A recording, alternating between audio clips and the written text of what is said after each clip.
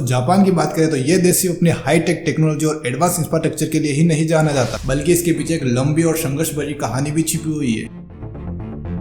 और इस वीडियो के अंदर हम लोग जानेंगे जापान के कुछ खतरनाक नेचुरल डिजास्टर के बारे में, जैसे कि 1923 का ग्रेट कांटो अर्थक्वेक। साथ ही में हम जानेंगे क्यों अमेरिका ने हिरोशिमा और नागासाकी के ऊपर परमाणु बम गिराए थे।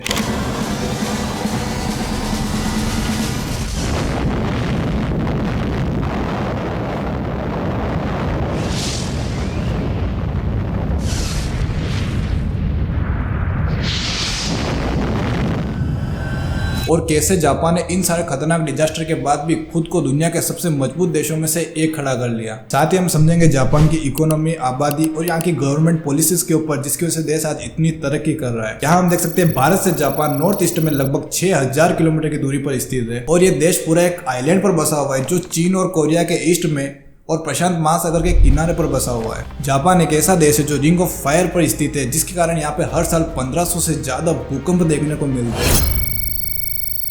1 सितंबर 1923 हर रोज की तरह यहाँ पे लोग अपनी डेली रूटीन में व्यस्त थे। बच्चे स्कूल जाने की तैयारी कर रहे थे, किसान लोग अपने खेतों पर जा चुके थे, कुछ लोग बड़े शहरों में काम करने जा रहे थे। उस समय तक किसी को भी इस विनाशकारी भूकंप के आने का अंदेशा नहीं था। कुछ ही समय बाद यहाँ पे एक इतना खतरनाक विनाशकारी भूकंप आने वाला है जो पूरे जापान को झंझोर के रख देगा। करीब सुबह के 11:58 पर धरती का कांपना शुरू हो गया। अचानक से सड़कों पे दरारें आने लगी और बड़ी बड़ी इमारतें नीचे गिरने लगी। फिलीपींस सागर प्लेट और यूरेशियन प्लेट के बीच एक खतरनाक वाला एक्सपोज होता है, जिसकी वजह से खतरनाक वाला भूकंप आता है। भूकंप की तीव्रता 7.9 मैग्नीट्यूड थी और इसका सेंटर टोक्यो और याकोहामा जैसे बड़े शहरों के करीब था। इसकी पावर का अंदाजा सिर्फ आप इस चीज से लगा सकते हो कि 50 करोड़ टन TNT का एक्सप्लोर के बराबर इसकी भूकंप की शक्ति थी।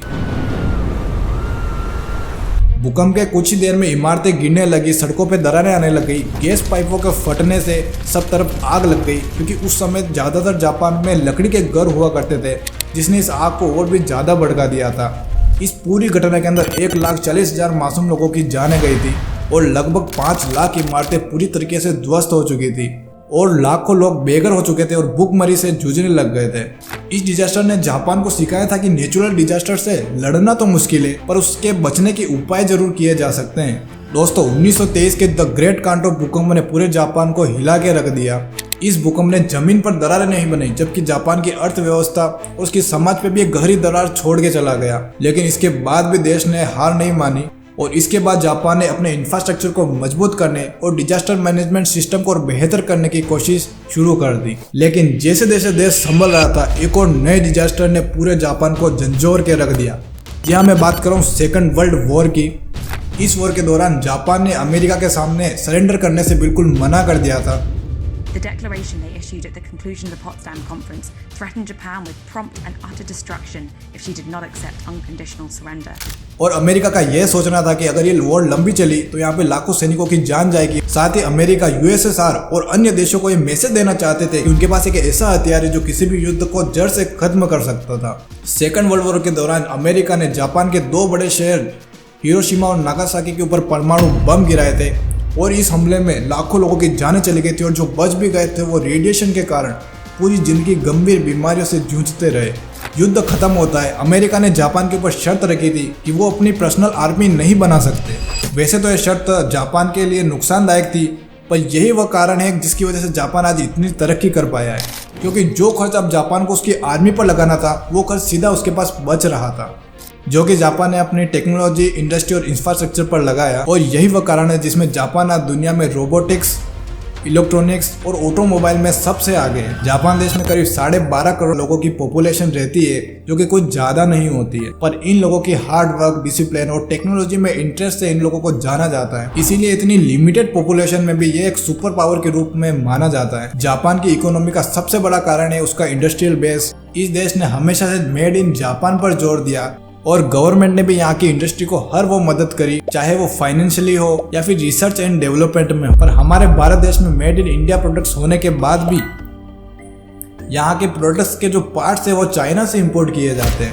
इस देश ने रोबोटिक, इलेक्ट्रॉनिक्स और ऑटोमोबाइल पे काफी ज्यादा इन्वेस्ट किया, और यही वह कारण है सोनी, टोयोटा, पैनासोनिक जैसी बड़ी कंपनियों ने जापान की पहचान पूरे दुनिया के सामने रखी है। आज जापान के इंडस्ट्रियल सेक्टर में लगभग 3 लाख रोबोट काम कर रहे हैं, जो कि किसी भी दुनिया में सबसे ज्यादा माने जाते हैं। जापान की बुलेट ट्रेन जो कि 1964 से चली आ रही है, आज भी दुनिया की सबसे तेज और सुरक्षित ट्रेनों में से एक है। अब बात करते हैं सोशल मीडिया की इमेज जो जापान के बारे में अपन को दिखाई जाती है।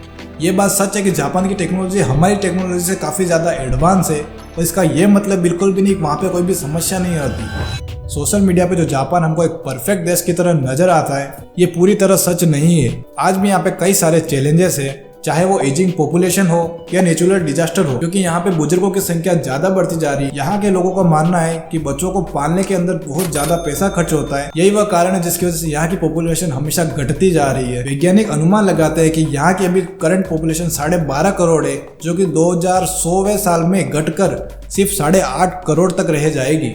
दूसरी यहाँ की सबसे बड़ी प्रॉब्लम है यहाँ के नेचुरल डिजास्टर।